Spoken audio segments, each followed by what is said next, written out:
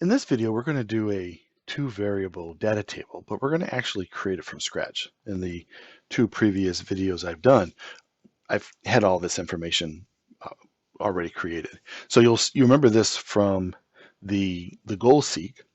So in the goal seek, we changed the price per widget and we changed the quantity sold. And we could just type in, we could let Excel do it, but it can only give us one value. But with data tables, we can actually have multiple tables. So what we're going to do is I'm going to create the table, and along the left-hand side here, I'm just going to vary the price of our widget. So let's just say we'll do 10, 15, and we'll use the autofill. If you select both of those, let's go down to, oh, what'll fit? Let's go down to 70, and we'll make that a value. So this is going to be price per widget, and I recommend typing in a title, and I'm going to make this Merchant Center, and I will rotate the text, and I'll center it. There we go. And we can bring this in to make it look a little better. All right, and we'll bold it. All right, so that's our price per widget. So now we're going to change the quantity sold. So let's say we'll just go up in groups of 50. So we'll go 100, 150. And these are quantities, so we don't actually want to format that for currency.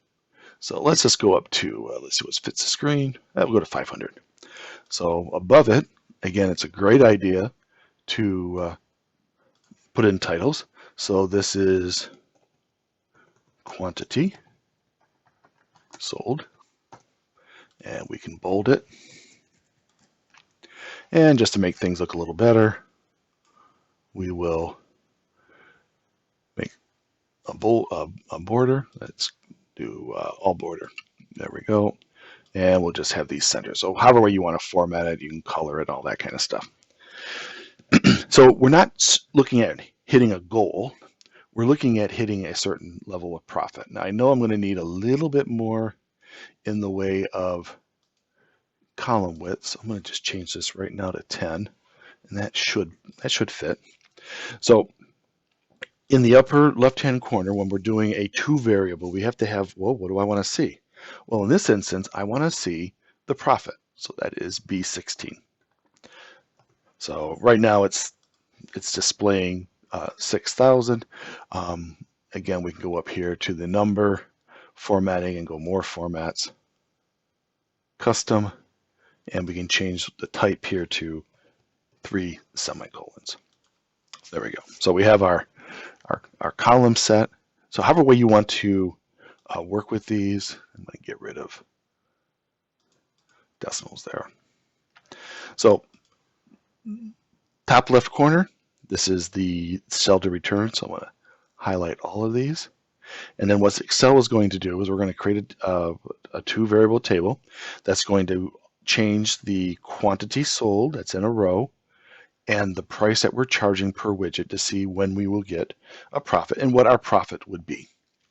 So we'll go to the data tab, go to what if analysis, and we'll go to data table. So in this example, since we are doing two variables, we have to fill both of these. So the row input cell, that will be the quantity sold because those values are in a row. So that is B6. The column input cell, that's this column right here, that's the price that we're charging per item. And so that will be B5.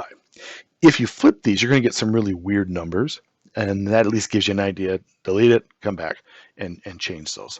So the row is physically the row of the table, this top heading of the row, and that would correspond to quantity sold. And the column, that's the price per item. So we'll click OK, and let's change these values. Will look nice if they are set to, we'll do accounting with no decimals just so they fit, and you can see the various pricing. Now what we could do, which is kind of nice, is we could highlight these And if we go to home and we choose conditional formatting and we say highlight rules and we want less than 0, and we're going to make that red.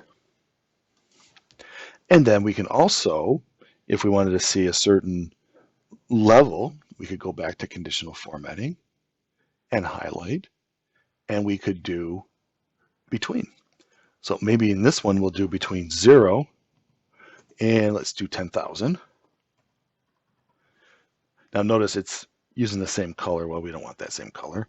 So we are going to use yellow. And once we hit OK, then we can see how they're yellow. And then we can do one more.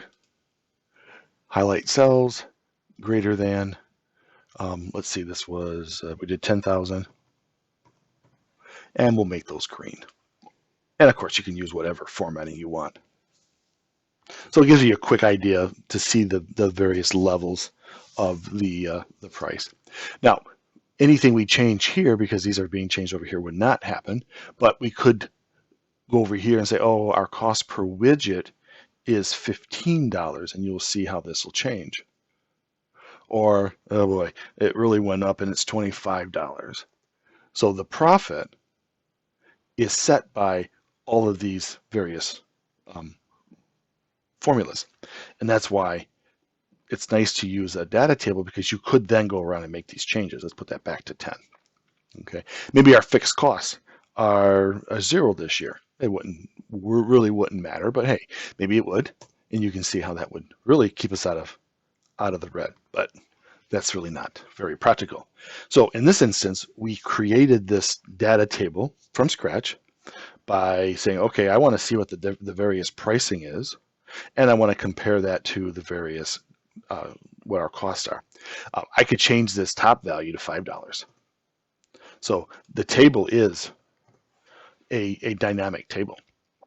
We could change these to 1,000, 1,500, 2,000, and it would change our table. It might make it to a point where we really don't see much of a difference in the conditional formatting.